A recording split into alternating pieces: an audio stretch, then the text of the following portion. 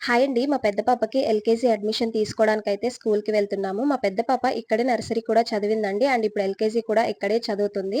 Next year అయితే మేము కేవీలో అయితే వేసేస్తామండి. ఎందుకంటే నాకిప్పుడు చిన్న పాప ఉండడం వల్ల పాపకైతే స్కూల్‌కి తీసుకురావడం అయితే అస్సలవ్వదు.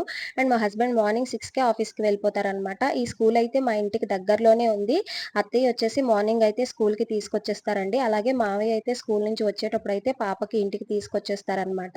ఇక్కడ వెస్ట్ బెంగాల్‌లో స్టడీ అనేది చాలా బావుంటుందండి. 10థ్ వరకు కూడాను. చాలా బాగా చదివిస్తారనమాట. అండ్ పిల్లలకి బ్రెయిన్ కూడా చాలా మెచ్యూర్ అవుతుంది.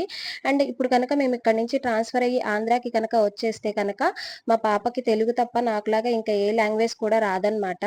అందుకే మా హస్బెండ్‌కి ఎన్ని ట్రాన్స్‌ఫర్స్ వచ్చినా సరే మేము ఇక్కడి నుంచి అయితే వెళ్ళడం లేదండి. ఇప్పుడు మా పాపకి 5 ఇయర్స్ అయినా సరే తెలుగు, హిందీ, ఇంగ్లీష్, బెంగాలీ అన్ని లాంగ్వేజెస్ చక్కగా మాట్లాడుతుందనమాట.